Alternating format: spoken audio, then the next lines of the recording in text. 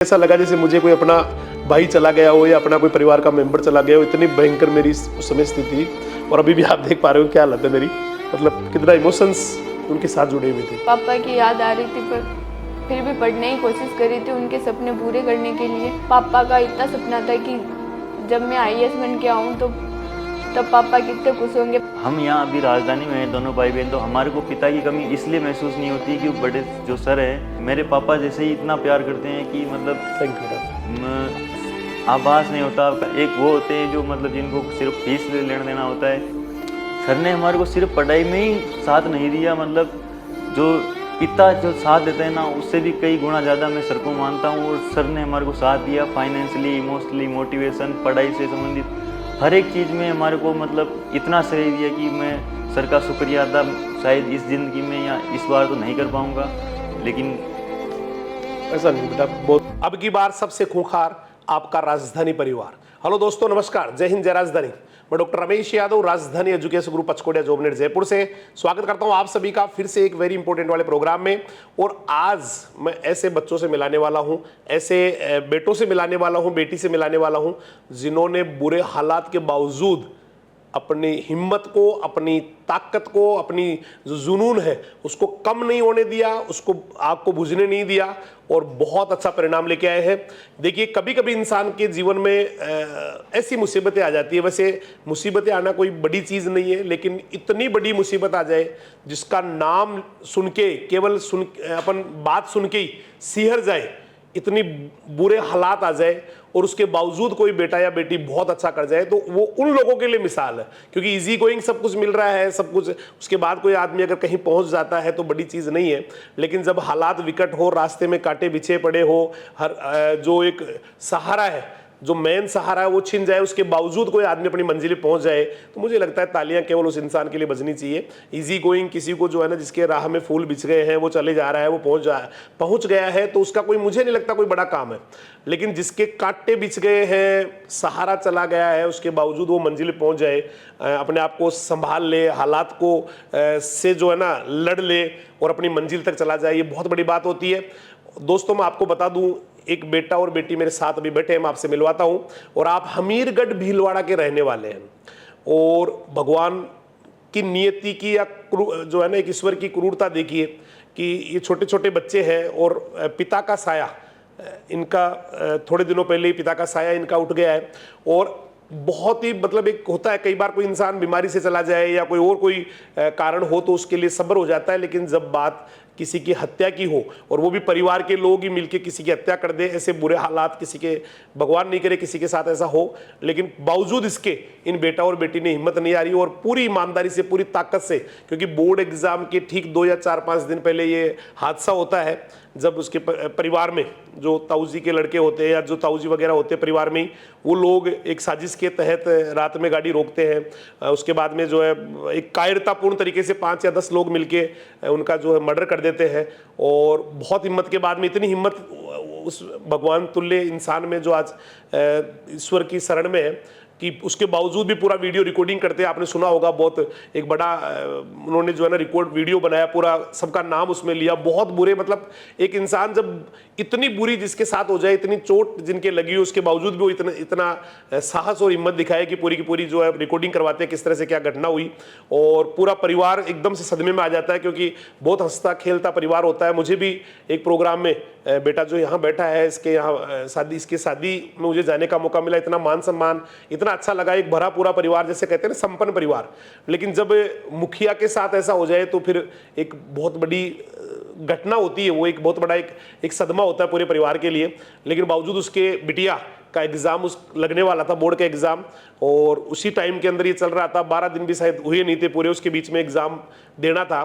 कैसी हिम्मत की होगी, क्योंकि बहुत बुरा होता है, एक बेटी या बेटा हो, स्पेशली बेटी तो सबसे ज्यादा जो प्यार करती है वो अपने पापा से करती है। बहुत ज्यादा एक इमोशनल अटैचमेंट होता है, बहुत ज्यादा इमोशनल अटैचमेंट होता है कि मैं भी, जैसे मैं कई बार देखता हूँ, मेरी बिटिया जो होती है वो शाम को आते ही बोला, पापा आप जो है ना थोड़ा लेट जाइए, मैं आपको आपके जो है कंबल डाल के, जैसे कहते हैं इसको गांव में चीतड़ा कहते हैं, बोला पापा मैं थोड़ा सा आपके पैरों के ऊपर खड़ी होकर दबा देती हूँ। बहुत ज्यादा इमोशनल अटैचमेंट होता है। और मैं कई बार कहता भी हूँ, जैसे कभी किसी बुजुर्ग की भी अगर मौत होती है घर में और बहुत सारे लोग वहाँ आ रहे होते हैं, रिश्तेदार भी आते हैं, काफ़ी सारे पड़ोसी भी आते हैं, बैठक भी चलती है लंबे समय। तो जिस दिन बहुत ज़्यादा करंदन हो, मान लेना उसके बेटी आई है, बेटी पापा से बहुत प्यार करती है, बेटा पापा से मम्मा से बहुत प्यार करता है, और ऐसे हालात में इस तरह की स्थितियां बनने के बावजूद भी कोई बहुत अच्छा कर जाए, मुझे लगता है शायद बहुत बड़ी मिसाल है।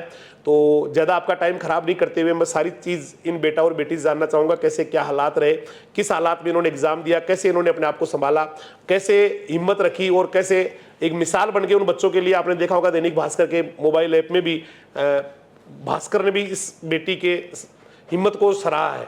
बहुत अच्छा सा खबर और बहुत अच्छा सा एक स्टोरी बेटी का लगाया है, बहुत ज़ोरदार वाला, और उसमें मुझे भी मेंशन किया गया है कि सर ने जो है ना हमें बड़ी हिम्मत दी, संभाला। तो एक बहुत मेरे लिए फ़ख्र की बात है कि बच्चे इतना प्यार और प्रेम और इतना विश्वास मेरे ऊपर करते हैं।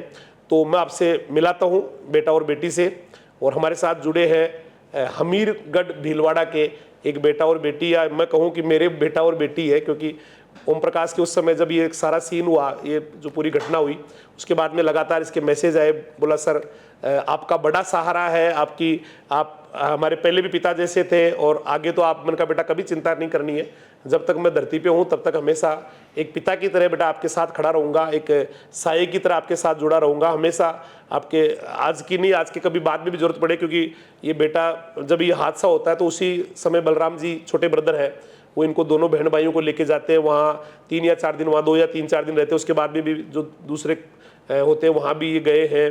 तो मन का बेटा हमेशा हम लोग आपके लिए सदैव खड़े रहेंगे, क्योंकि ऐसे हालात में अगर कोई आदमी आपसे दूर होता है तो उससे बड़ा तो कोई गद्दार ही नहीं है। हमेशा बेटा मन का जब भी जरूरत पड़े, तो ये बेटा और बेटी हमारे साथ है, तो प्लीज़ इनका वेलकम कीजिए। और मैं चाहूँगा एक बार दोनों बेटा और बेटी दर्शकों को अभिवादन करें जो हम उसको सुन पा रहे हैं। ये बेटा और बेटी हमारे साथ जुड़े हुए हैं, और मैंने जैसा बताया एक बुरे हालात के बावजूद बिटिया ने बहुत ज़बरदस्त किया है। बेटा भी जेट की तैयारी कर रहा है, बेटे ने भी लास्ट ईयर ये पापा के साथ एग्ज़ाम देने आया था। अब की बार जो है दोनों बहन भाई एग्ज़ाम दे रहे हैं। यूँ कहे कि मैं एक पापा के रूप में खड़ा हूँ इनके साथ। तो पहले मैं एग्जैक्टली उस दिन हुआ क्या था, मैं थोड़ा सा ओम प्रकाश से जानना चाहूँगा। बेटा उस दिन क्या ऐसा इस तरह की स्थितियाँ हो गई कि एक बहुत अच्छे इंसान को हमें खोना पड़ा? कोई किसी के लिए अच्छा करता है तो उनके साथ हमेशा गलती होता है, और ख़ास तौर पर मेरे पापा जब भी किसी के साथ में अच्छा करा या जब भी किसी के अच्छे करने की सोचा तो उनके साथ में हमेशा गलत हुआ है। कि जब कोई दो आपस में झगड़ रहे होते हैं तो उनको छुड़ाना कोई बड़ी गलती नहीं होती है, या इतना बड़ा कोई बल्कि काम नहीं पुण्य होता का काम होता है। कोई दो आदमी पुण्य का झगड़ रहे काम तो उनके बीच में सुलह कराना, एक उनको दोनों को अलग अलग करना, समझाना एक बड़ी बात होती है। तो ये कोई इतनी बड़ी बात नहीं थी कि जिसके सामने अपने साया या किसी अपने खुद के भाई को जो समझाने आया था या छुड़ाने आया था, या किसी पीड़ित को हॉस्पिटल पहुंचाने में उसकी मतलब जान लेने या घातक बनाने इतना तक कोई सोच लेता है, तो वो कोई, मेरे को नहीं लगता कोई इंसान होता है। सही बात है। और हुआ क्या था कि ये बात आई थिंक कोरोना के बाद की है, लगभग 3 साल पहले की है, जब ये लड़ाई हुई थी उनको छुड़ाने की। तब 3 साल से ये साजिश पाल ली थी कि एक रंजिश दिमाग में पाल ली थी उन लोगों दिमाग में पाल ली थी कि इनको अब अच्छा, मतलब ये उनके साथ है, ये हमारे साथ नहीं है, ऐसा हमारे ही ताऊ जी के लड़के ने सोच लिया था। अब मेरे को मतलब बुरा लगता है जब मैं उनको कोई बड़ा पापा कहने में, मतलब मेरे को शर्म आती है। सही बात। लेकिन ये हुआ था 3 साल पहले, लेकिन 3 साल बाद में कोई अकेले आदमी को देख के या अकेले को देख के 10-12 लोग अकेले आदमी को हत्या कर देते हैं या पीट कर हत्या कर देते हैं। तो ये अभी कुछ ही दिन पहले जब लक्ष्मी का एग्ज़ाम था, 10 दिन पहले, एग्ज़ाम के 10 दिन पहले उनको, जब वो शादी से लौट रहे थे, तब उनको गांव के ही चौराहे पर अकेला देकर गाड़ी के आगे ट्रैक्टर की मार कर, पीछे से कार की मार कर 10-12 लोग अचानक उनके ऊपर हमला कर देते हैं और उनकी बेरहमी से पीट कर हत्या कर देते हैं। कहीं जंगल में ले जाते हैं, फिर उसके बाद में वहाँ से वापस रोड पे डाल जाते हैं, और फिर वहाँ से गांव के लोगों द्वारा उनको हॉस्पिटल पहुँचाया जाता है। जब हम सर की शरण में रहते हैं यहाँ पे, फिर सुबह हमारे को पता लगता है, खबर आती है, और पता नहीं इमोशनल अटैचमेंट के द्वारा हमारे को पता भी नहीं था, किसी किसी भी कारण हमारे को पता नहीं था, लेकिन पूरी रात मेरे को नींद नहीं आई थी। अब पता नहीं उसका ये कोई कारण एक नहीं हाँ था। ईश्वरीय एक होता है इस तरह से होता है कि अपने आप ही बुरी चीज का आभास हो जाता है। और जिस दिन ये हुई इनको पता नहीं था, सुना नहीं इन्होंने भाई इस तरह से घटना होगी घर पे, लेकिन बेटा कह रहा है कि पूरी रात ही मुझे ऑटोमेटिक ही नींद नहीं आई उस रात को। मेरे को नींद नहीं आई थी। मैंने रात को करीबन 1 बजे हमारे हॉस्टल वार्डन सर थे, उनको उठाया था मैंने, मेरे पापा के नंबर पे फ़ोन भी लगाया था, लेकिन बात नहीं हो पाई थी। उनका फ़ोन स्विच ऑफ आ रहा था। पूरी रात नींद नहीं आई थी मेरे को। घर पे लगाया तो व्यस्त बता रहा था, कभी नेटवर्क कमरे क्षेत्र से बाहर बता रहा था। दूसरों के लगाया तो जो उनके साथ में थे उनको लगाया तो भी उन्होंने हमारे को ये चीज़ आभास नहीं होने दिया कि ये हो गया था। बोले हम तो सो रहे हैं घर पे, कोई नहीं हुआ, आप आराम से सो जाओ। मैं लाइब्रेरी से जब वापस रूम में आके बैठा तो मेरे दिमाग में ऐसी बातें आने लगी कि मेरे पापा अब इस दुनिया में नहीं है। अब ऐसे मेरे को सपना आया था रात को सोने के कुछ ही देर बाद में, मैं पूरी रात नींद नहीं आई थी। और फिर सुबह जब मैं लाइब्रेरी में जब सोया नहीं था, नहा धो के वापस लाइब्रेरी में आया तो मैं मतलब इमोशनली हो रहा था, मतलब घर पे बात नहीं हुई थी। फिर सुबह जैसे ही लाइब्रेरी में जाने लगा तो वार्डन सर ने बोला कि सर का फ़ोन आ रहा है, बात करो। जब मैंने सर से बात करी तो बताया कि आपके पापा ने बोला है कि ओम प्रकाश और लक्ष्मी को घर छोड़ देना, मैं उदयपुर जा रहा हूँ, तो कल आऊँगा तब आपको वापस लेता जाऊँगा। सही बात। तो मैंने सोचा कि चलो कोई हाँ, वैसे तो नॉर्मली कोई लक्ष्मी बात और होगी। हमारा एग्ज़ाम 10 दिन बाद में है। मेरे पापा पढ़ाई को लेके इतने सीरियस थे कि हमारे को एग्ज़ाम से पहले चाहे कोई कितना ही बड़ी शादी हो, चाहे कोई भी हो, हमारे को घर नहीं भेजते, नहीं बुलाते। लेकिन मेरे मन में जान गया था कि कुछ न कुछ इतनी बड़ी घटना हो गई कि हमारा वहाँ जाना आवश्यक है, अति आवश्यक है, तभी हमारे को जाना पड़ेगा वहाँ। लेकिन मेरे साथ में मेरी बहन थी तो मैंने आभास नहीं होने दिया, क्योंकि 5 घंटे का सफ़र था। तो मैंने सोचा जो होगा देखा जाएगा, कि अपन उस लेवल पे हैं अभी कि चाहे कोई कितनी बड़ी समस्या आ जाए तो हम झेल लेंगे। फिर हमारे को सर द्वारा वहाँ घर पहुँचाया गया। तो घर पे जाने के बाद भी हमारे को ये बताया गया था कि पहले तो ये रास्ते में ऐसे बोला था कि मतलब थोड़ी बहुत कोई हाथापाई हो गई थी, लड़ाई हो गई थी। फिर बाद में घर जाने के बाद पता चला कि हाथ पैर तोड़ दिए थे, तो उनको उदयपुर रेफर किया। फिर वहाँ से अभी हाथ पैर तोड़ दिए, उनका इलाज हो रहा है, चल रहा है। हालांकि उनकी हत्या शाम को हुई थी, मतलब उनके साथ मारपीट शाम को हुई थी, और उनका जो अंतिम सांसें सुबह 4:30 बजे निकली थी। लेकिन हमारे को सुबह 6:30 बजे हम यहाँ से निकले थे और वहाँ करीबन 10 बजे हम वहाँ पहुँच गए थे। फिर हमारे को ये बताया गया था कि अभी इलाज चल रहा है, अभी बेटा उदयपुर में है। वो जो है ना घर वालों की और सबकी मजबूरी होती है, क्योंकि एक बच्चे को एकदम से ये कहना कि भाई इस तरह से बात हो गई तो बेटा उसका जो है ना उसका रिजल्ट बहुत बुरा आ सकता है।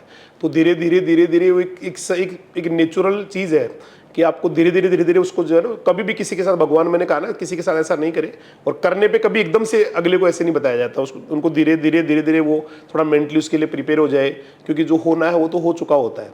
तो वो ना तो घर वालों की गलती है ना किसी और की गलती है। वो इस तरह से ही बेटा एक सिस्टम को फॉलो करके भाई धीरे धीरे जो है ना बच्चे को वो समझ जाए पूरी कहानी को खुद ही, तो ज़्यादा शायद हिम्मत आ जाएगी बजाय एकदम से बताने की। तो इसलिए वो एक घर वालों की मजबूरी थी इस तरह से बात करना या बताना, नहीं बताना, या इस तरह से कहना कि भाई अभी हॉस्पिटल में इलाज ही चल रहा है। वो उनकी मजबूरी है बेटा। वो अपने आप को कैसे रोक पा रहे हैं, बहुत बड़ी हिम्मत थी उनकी, क्योंकि घर पे ऐसा होना और फिर अपने आप बच्चों को इस तरह से रोकना एक बहुत बड़ी बात होती है। समझ तो मैं गया था कि क्या हुआ होगा, क्योंकि हमारे रंजिश पूरे गांव में सिर्फ उन्हीं से थी। रंजिश भी कोई नहीं थी आज दिन तक, कभी ना तो गाली गलौज हुई, ना आमने सामने कोई बात हुई। बस ये आपसी रंजिश मान ली कि कोई अच्छा करता है या कोई अच्छे करने की कगार पे होता है, या किसी के बच्चे बाहर पढ़ रहे होते हैं तो किसी को देख के मतलब बच्चा नहीं रहता, ईर्ष्या हो जाती है किसी इंसान के प्रति। तो जब मैं सर और हम मतलब गांव में एंट्री कर रहे थे, तब मतलब गांव में बाहर, पूरे गांव के बाहर पुलिस नहीं मार रही थी, मतलब इतनी पुलिस खड़ी थी गांव के वहाँ बाहर की। मतलब मैंने सोचा कोई न कोई इतना बड़ा कांड हो गया है हमारे परिवार में। जब हम गांव में एंट्री कर रहे थे तो मतलब पूरा गांव मतलब घर के बाहर खड़ा था, लेकिन मेरे घर पे कोई गया नहीं था। कुछ लेडीज जो अपने खास रिलेशन वाली थी वो घर वालों को आभास दिला रही थी कि अभी कोई ज़्यादा कोई बड़ा हुआ नहीं है, हाथ पैर तोड़े, इलाज चल रहा है। और उनके साथ में हमारे परिवार वाले लोग भी थे, तो वो घर वालों को बोल रहे थे कि हम भी गांव में उसी दिन आएंगे जब आपके बापू जब गांव में हम चला के लेके आएंगे, तभी हम अपने गांव में एंट्री करेंगे, बाकी हम भी नहीं आएंगे, हम भी उनके साथ ही रहेंगे। जब हम घर के बाहर उतरे थे तब घर के बाहर भी बहुत सारे लोग बैठे थे। मैं समझ तो गया था, लेकिन मेरे साथ में प्यारी गुड़िया थी तो मैंने ये नहीं बताया, क्योंकि मैं तो चलो समझदार था, कंट्रोल कर लेता, लेकिन घर वालों को और इसको कंट्रोल करना, संभालना बहुत बड़ी बात थी। मुश्किल था। बिल्कुल सही बात। सर को भी पता था और सर के रास्ते में फ़ोन भी आ रहे थे कि कहाँ गए, तो मैंने समझ गया था कि या तो मेरी बड़ी दादी चली गई है या और कोई हुआ है, बाकी हमारे को नहीं बुलाया जाता था। फिर हम घर गए, फिर हमारे को बोला कि अभी आप FIR करवाओ, उदयपुर बाद में आना। तो मैंने सर को बोला कि FIR होती रहेगी सर, हम उदयपुर चले, मेरे को मेरे पापा से बात करनी है। लेकिन फिर हम थाने में गए थे तो वहाँ सर भी थे हमारे साथ, फिर वहाँ FIR और वगैरह करवाई थी। फिर गांव के लोगों का बहुत ही शुक्रिया कि उन्होंने मेरे को न्याय दिलवाया, और शाम को लगभग 12-1 बजे तक लगभग 2-3 हज़ार लोग पास के गांव से दूसरे गांव से समाज वाले रात को 12-1 बजे तक वहाँ बैठे रहते, धरना दिया था। और उनको रातों 7 आरोपी जो नामजद थे उनको मतलब वहाँ उसी टाइम आरोपियों को डिटेन किया था। और उसके बाद में हमने वहाँ से घर आए थे, और फिर सुबह उनका जो कार्यक्रम होता है दाह संस्कार का, अंतिम यात्रा निकाली गई थी। फिर उसके बाद में जब 10 दिन बाद में लक्ष्मी का एग्ज़ाम होता है, तब घर वाले, मैं 3 दिन तक सदमे में था, मतलब दिमाग काम नहीं कर रहा था, कहाँ बैठ रहा कहाँ उठ रहा था। फिर बाद में 10 दिन बाद में मैंने सर का फ़ोन आया था कि एग्ज़ाम दिलाना है, लक्ष्मी का एग्ज़ाम था। मैं भूल गया था, मैंने तो फ़ोन भी कर दिया था यहाँ कि मेरे सामान वो आएंगे उनको दे देना, मैं अब वहाँ नहीं आ पाऊँगा, और जो होगा देखा जाएगा, लक्ष्मी का एग्ज़ाम भी दिलाएंगे। तो सर ने बोला था कि एग्ज़ाम दिला देना। जो हमने फिर हमारे रिलेशन वालों को भेजा था लक्ष्मी को एग्ज़ाम दिलाने के लिए। जो सर ने हिम्मत जताई थी, हमारे को संभाला था, हमारे को मोटिवेट किया था। हम यहाँ अभी राजधानी में हैं दोनों भाई बहन, तो हमारे को पिता की कमी इसलिए महसूस नहीं होती कि बड़े जो सर हैं उन वो मतलब कोई, मैं तो ये कहता हूँ कि मतलब मेरे पापा जैसे ही इतना प्यार करते हैं कि मतलब थैंक यू बेटा। आभास नहीं होता। कभी मैं घर चला जाता हूँ तो मतलब मेरे को ये विश्वास, मतलब ये आभास नहीं होता है कि ये मेरा घर है या सर का घर है या स्कूल है, या एक वो होते हैं जो मतलब जिनको सिर्फ फीस लेना देना होता है। मैं आपको बता दूं कि सर जो हैं, मतलब जब मेरे पापा भी थे तो मतलब इतना कॉजली बहुत लगाव था, बहुत अच्छे इंसान। वो तो पहले से ही, पहले आपके एडमिशन से पहले भी पापा कई बार आए, तो हम साथ बैठ के खाना खाया हुआ है, कई बार मिलते थे। बहुत एक मतलब देवता जिसको कहते हैं ना, इस तरह का उनका व्यक्तित्व था। अब ईश्वर को जो मंजूर है, मैं मुझे शायद ओम प्रकाश तो खैर पिता है, लेकिन मुझे एक ऐसा लगा जैसे मुझे कोई अपना भाई चला गया हो या अपना कोई परिवार का मेंबर चला गया हो। इतनी भयंकर मेरी उस समय स्थिति, और अभी भी आप देख पा रहे हो क्या हालत है मेरी, मतलब कितना इमोशंस उनके साथ जुड़े हुए थे। तो जब मैं बड़े सर के घर जाता हूँ तो मतलब इतना लगाव होता है कि जब भी मैं गांव से घर जाता हूँ तो एक रास्ते में सर का घर आता है, तो मैं एक बार घर पे जाके आता हूँ। जब जो अच्छे लोग होते हैं तो उनको यहाँ दुनिया मतलब भगवान छोड़ता नहीं है, मतलब अपने पास बुला लेता है। तो अभी कुछ ही दिन पहले जो सबकी माँ, हमारी माँ, मेरी माँ, सर की माँ, जो उनका देहांत हो गया था, तो सर 10-12 दिन घर पे ही थे। तो मैं लगभग 5-7 बार वहाँ जाके आया था, क्यों मेरे को मतलब मैं घर जैसे ही कोठी दिखी और मेरे मतलब आंखों में आंसू आ जाते थे कि मतलब माँ जो थे मेरे से, जब उन 10 बजे एक्सपायर हुए थे और 5 बजे हमने यहाँ बैठ के बुबुल के नीचे था और हमने बात करी थी, और मेरे को बोल रहे थे कि तू तो आता ही नहीं है जब यहाँ। तो मैंने बोला कि मैं आया था लेकिन आप मेरे को मिले नहीं थे। और पूरा परिवार इतना स्नेह है कि मतलब मेरे को विश्वास नहीं होता है कि कोई पुरानी रिश्तेदारियाँ नहीं है, लेकिन जो इमोशनली अटैचमेंट होता है ना, उससे भी कोई ज़्यादा गहरा अटैचमेंट सर के साथ में है। और सर ने हमारे को सिर्फ पढ़ाई में ही साथ नहीं दिया, मतलब जो पिता जो साथ देते हैं ना, उससे भी कई गुना ज़्यादा मैं सर को मानता हूँ। और सर ने हमारे को साथ दिया फाइनेंशियली, इमोशनली, मोटिवेशन, पढ़ाई से संबंधित हर एक चीज़ में हमारे को मतलब इतना सही दिया कि मैं सर का शुक्रिया अदा शायद इस ज़िंदगी में या इस बार तो नहीं कर पाऊँगा। लेकिन ऐसा नहीं बेटा, बहुत मतलब एक दोनों आप भी तो बेटा बेटे और बेटे जैसी उस तरह का व्यवहार रखते हो, आप भी इतना है ना एक इमोशनल अटैचमेंट रखते हो। थोड़ा मैं बेटा लक्ष्मी से भी जानना चाहूँगा, बेटा उस समय एग्ज़ाम देने के लिए मतलब क्या स्थिति चल रही थी कि एग्ज़ाम दूंगी कि नहीं दूंगी, कैसे वो सारा हिम्मत किया बेटा? उस टाइम पहले तो मेरे को यकीन नहीं हो रहा था कि पापा मेरे को छोड़ के चले गए, और जब एग्ज़ाम की बात आई तो फिर मेरे को लगा जब पापा ही नहीं रहे तो मैं पढ़ के क्या करूँगी, मैं किसको दिखाऊँगी।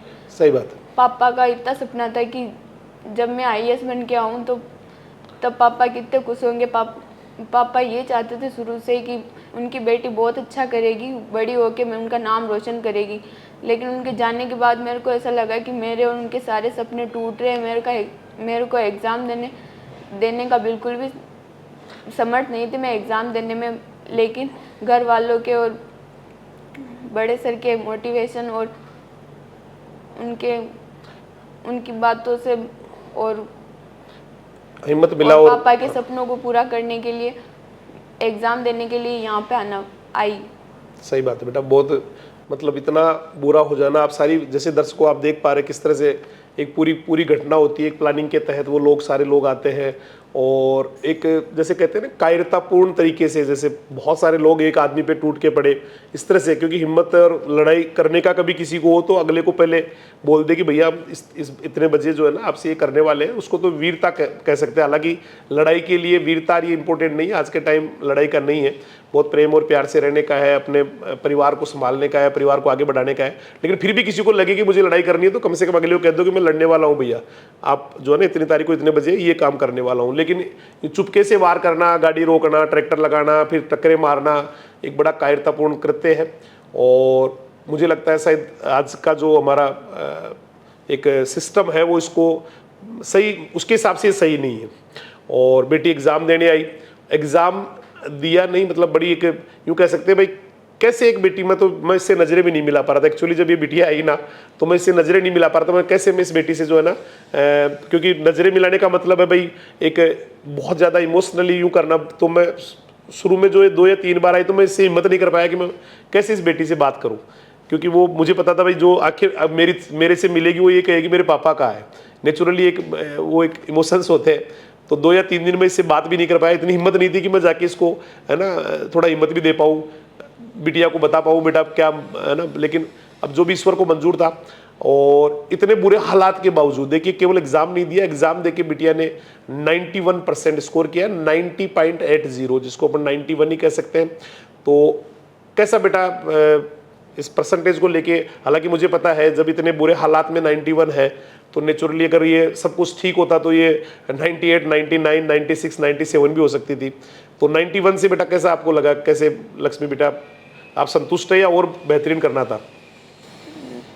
मेरे को 99% बनाने थे, लेकिन शुरुआत के एग्ज़ाम में जिसमें मेरा दिमाग ठीक नहीं था, वो भी पहला एग्जाम था, पहला इंग्लिश का हिंदी का, इनके एग्जाम में ये बहुत ज़्यादा टूट गई थी।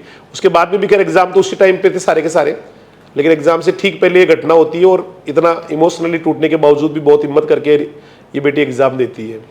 तो बेटा क्या, हाँ कुछ कह रहे थे आप?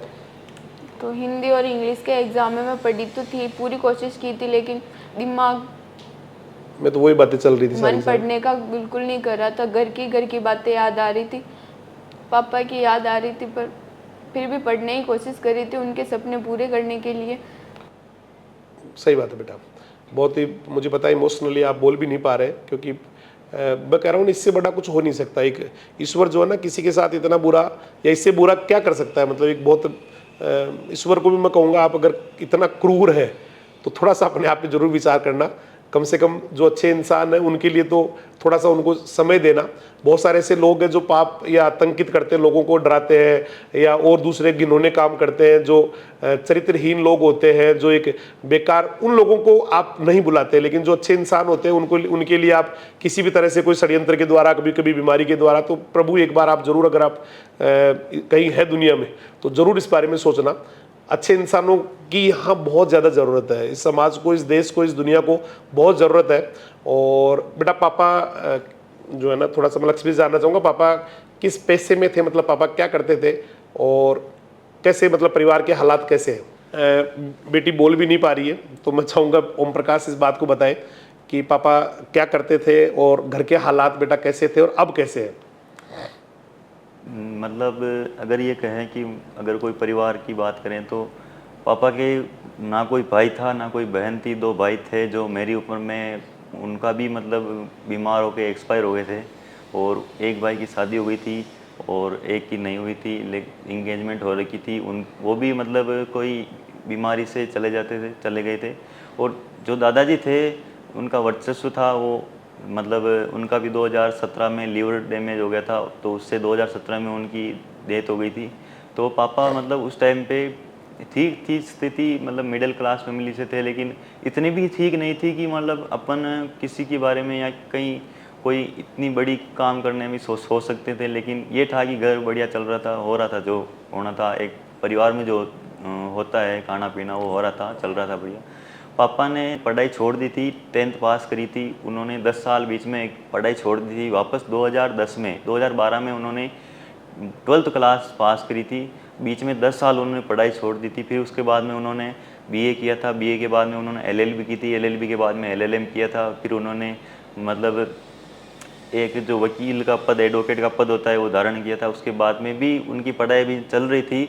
और जब उनकी हत्या हुई थी, उस टाइम उनके एग्ज़ाम चल रहे थे। जब उनकी हत्या हुई थी उससे 2 दिन पहले वो एग्ज़ाम देकर आए थे भीलवाड़ा से। फिर उनका हत्या के 2 दिन बाद में उनका एग्ज़ाम, मतलब 3-4 दिन बाद में उनका एग्ज़ाम था। और जब उनकी हत्या हुई थी उससे अगले दिन हमारा दिल्ली का टिकट था, हमारे दिल्ली का टिकट कटवा दिया था कि चल मैं स्कूलर आ जाऊँगा, तू वहाँ से आ जाना। हम दिल्ली जा रहे थे, पता नहीं उन्होंने बोला चल घूम के आते हैं, तो हमारा दिल्ली के जाने का टिकट भी था। लेकिन ईश्वर को ये सारा कुछ मंजूर नहीं था और घर की स्थिति ठीक थी हमारी। और फिर उसके बाद में अगर बात करते हैं तो हम यहाँ दोनों भाई बहन जयपुर थे और मेरी बड़ी वाली सिस्टर जो है वो जोधपुर में रीट की तैयारी कर रही थी। तो वो भी एक दिन पहले ही ईश्वर की मर्जी से मिलना था उनका, जो एक दिन पहले वो उनका बीएड की जो कोचिंग थी वो पूरी हो गई थी, तो वो एक दिन पहले आ गई थी और उसी दिन उनका मिलना हुआ था। और शाम को ये सारी कुछ हो गई थी, घटना हो गई थी। फिर उसके बाद में हम यहाँ थे, तो मैं 10 दिन पहले ही वहाँ से घर से आया था। तो रात को 3 बजे मेरे को उन्होंने ट्रेन में बिठाया था। तो भीलवाड़ा रेलवे स्टेशन पे हम आखिरी बार मिले थे। और कभी नहीं बोलते वो कि चल अपना फ़ोटो खींचते, लेकिन उस दिन पता नहीं उन्होंने फ़ोटो भी खींचा था, मेरा वीडियो बनाया था साथ में, और मज़ा कर रहे थे मेरे को और मेरी लंबाई नाप रहे थे कि तू मेरे से लंबा हो गया। और मतलब हमेशा भाई की तरह रहते थे हम, मेरे को एज ए फ्रेंड की तरह जो कोई रहते। तो कई बार लोग तो बोलते हैं कि आपका छोटा भाई है क्या, हमारी सिस्टर भी ऐसी है, तो उनको बोलते हैं छोटी बहन है क्या, ऐसे ही। तो कभी हमारे चौराहे पे भैया की दुकान है, वहाँ बैठे रहते, तो मतलब अकेले बैठे थे, गले मिला लेते मेरे को चौराहे पे, मतलब तो ऐसा इतना इमोशनली अटैचमेंट, मेरे मन की बात मैं उनको बता देता जो भी था मतलब। और वो मेरे से कभी कभी यहाँ मिलने भी आ जाया करते थे और बढ़िया कुछ चल रहा था हमारे परिवार में। लेकिन लोगों से ये देखा नहीं गया कि ये तरक्की जो ये अच्छी राह कुछ अच्छा करने की सोचें। फिर उसके बाद में ये सारी कुछ घटना हो गई थी।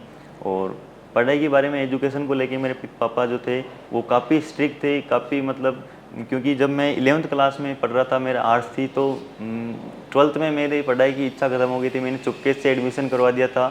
तो उस दिन मेरे पापा बोले कि अपन तो तेरे को जयपुर रखेंगे, मैंने मना कर दिया था, मैं नहीं जाऊँगा। लेकिन सुबह जब मैं वो खाना खा रहे थे और मैं चुपके से स्कूल जाने के लिए गाड़ी स्टार्ट करी, तो मेरे को बोले कहाँ जा रहा है, तो मैंने कहा स्कूल जा रहा हूँ। तो मेरे को डराया धमकाया, बोले अभी जा तू टीसी वापस लेके आना और एडमिशन करवाया तो उसको हटा के आना, अपन जयपुर चलेंगे। तो उस दिन रात को 12 बजे हम वहाँ से घर से निकले थे और रात को गाड़ी लेके फिर हम यहाँ सुबह यहाँ पहुँचे थे सर के पास, सुबह घर पर रुके थे और सर से मिलना हुआ था। सर कंप्यूटर पे थे तो हमारे पास में कंप्यूटर को छोड़ के हमारे पास बैठ गए थे और चाय पानी पी थी। हम वहाँ घर पे फिर स्कूल में आ गए थे, स्कूल वगैरह देख के। उन्होंने एक भी बार नहीं सोचा था कि खाना कैसा है, क्या है, कुछ भी है, मतलब स्कूल के बारे में निरीक्षण भी नहीं किया कि मतलब क्या है। बस उन्होंने जो रिजल्ट देखा ऑफिस में आने के बाद, जो फोटो लगे हुए थे, उनको बोला कि यहाँ तेरा भी फोटो लगना चाहिए। तो मैंने कहा यार 91, मैं तो कभी 80 से ऊपर जाने की नहीं सोची। तो 91, 92, पुराने वाले ऑफिस की बात होगी ना, पुरानी वाले ऑफिस की बात, जब ऑफिस पीछे था तो उसमें फोटो लगे थे। तो मेरे को बोल रहे थे यहाँ लगना चाहिए, तो मैंने सोचा कि सोचेंगे देखेंगे। लेकिन जब मेरे 12th के एग्ज़ाम थे, उससे पहले मेरी शादी, जो हमारे समाज में जो होता है वो शादी जल्दी करा दी जाती है। तो एग्ज़ाम से कुछ दिन पहले मैंने बहुत मना किया था, मैंने इतना मना किया था, मैं खुद रोज़ फ़ोन करके रोता था। मैंने भी समझाया था वकील साहब, मैंने कहा आप पढ़े लिखे समझदार, बोला हमारे समाज में उधर ऐसे ही होता है। फिर अब वो बोलते हैं ना कि 19 या 18 साल से जब बाद में शादी नहीं होती किसी की, तो ऐसे बोलते हैं कि 15 नहीं है, शादी नहीं करवा रहे लोग, मतलब कोई लड़की हो नहीं रही है, बच्ची दे नहीं रहा कोई, इस तरह से होता है, मतलब इस तरह से कमेंट्स आते हैं लोगों के।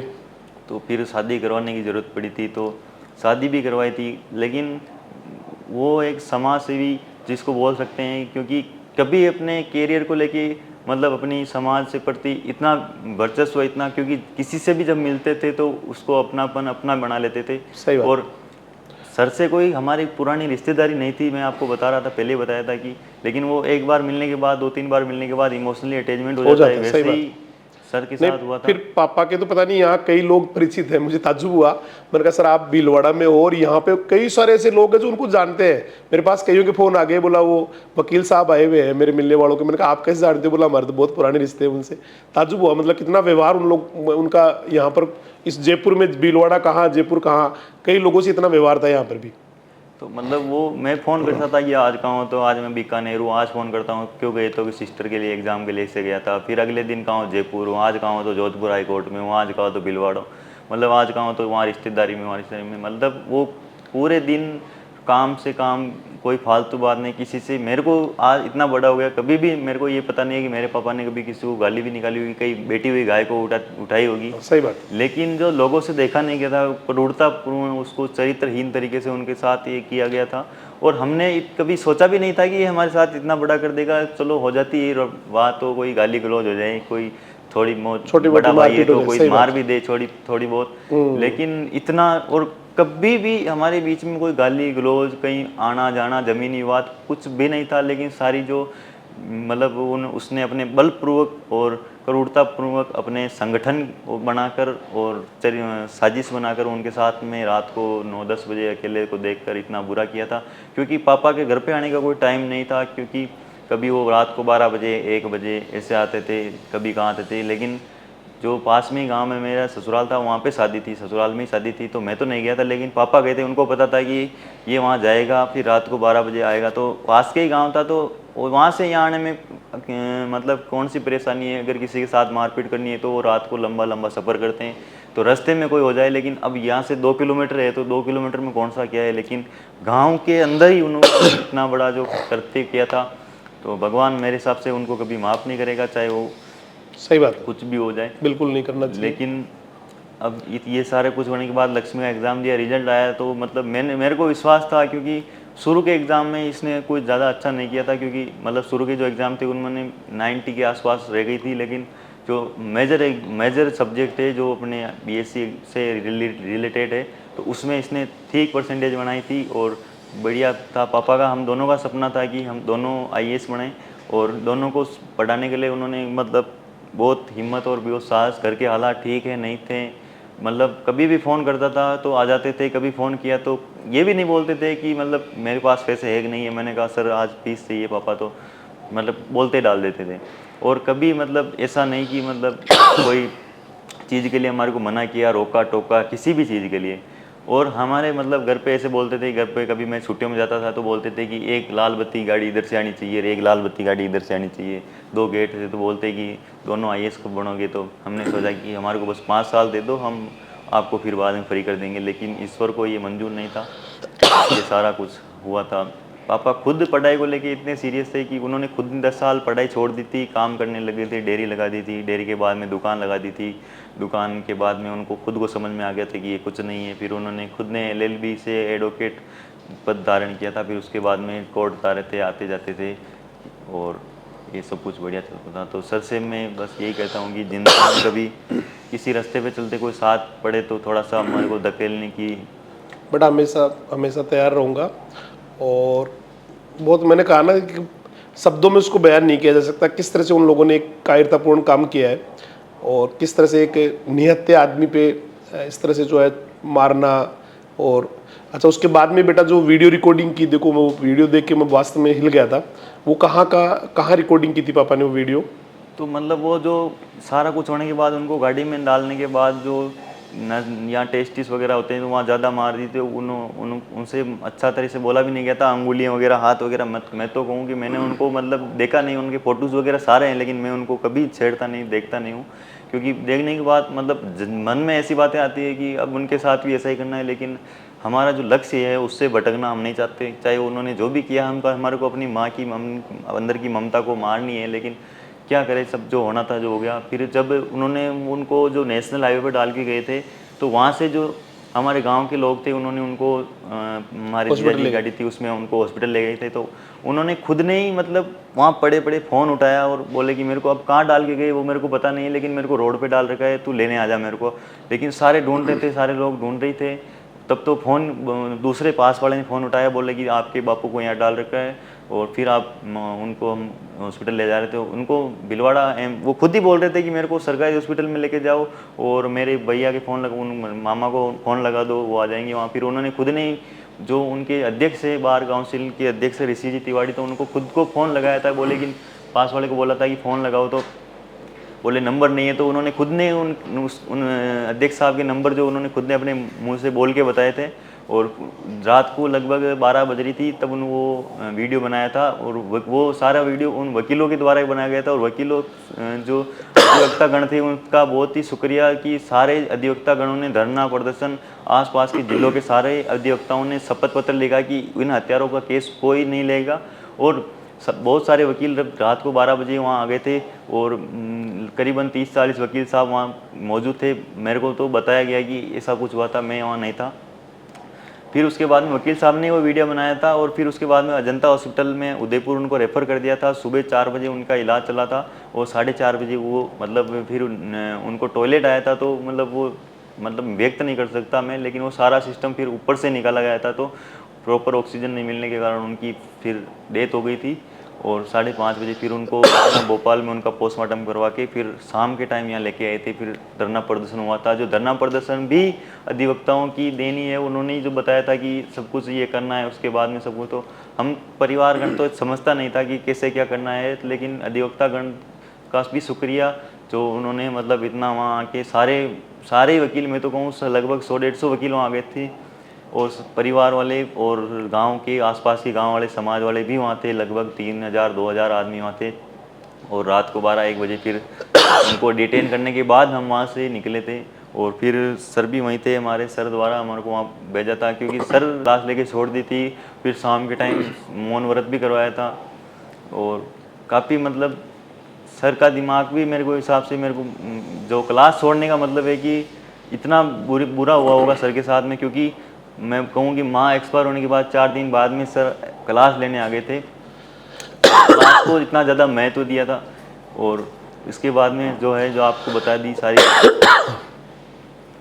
बेटा। बहुत मैंने कहा ना, बहुत ही एक आदमी जो है ना, एक समझ नहीं सकता इस चीज़ को, कितनी बड़ी एक घटना थी ये।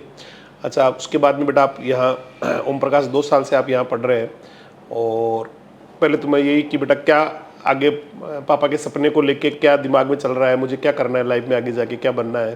सपना ये था कि पिछले साल मेरे को कॉलेज भी मिल गई थी, लेकिन मैं सर ने बोला कि ठीक नहीं है तो प्राइवेट कॉलेज जाना।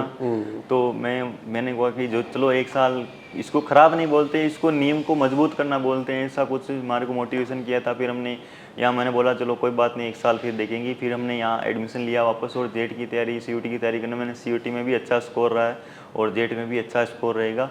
और हमारा सपना ये था कि यूनिवर्सिटी में जाके UPSC की तैयारी करने का था, और हम वो करेंगे चाहे कुछ भी हो जाए। सही बात, कितनी परिस्थितियों से लड़ना पड़े। हम जो बोलते हैं ना कि कोई किसी कुछ बनने के लिए चाहे कितनी हदें पार करनी पड़े, तो वो हम करेंगे, चाहे उसके प्रति हमारे को कुछ भी करना पड़े। सही बात है बेटा, पापा के सपने को पूरा करना है। और उनका सपना था कि मेरे बेटे जो है ना, एक गाड़ी इधर से आए, बिटिया की इधर से आए, बेटे की इधर से आए, और उसको दिमाग में रख के ही काम करना है बेटा। और उनको सच्ची श्रद्धांजलि भी यही होगी जब आप बहुत अच्छे मुकाम पे पहुंच जाएंगे, और उसमें जितना सहयोग बेटा मेरे से वो पड़ेगा, या संस्था से वो पड़ेगा, या परिवार से वो पड़ेगा, उसके लिए हमेशा हम तैयार रहेंगे।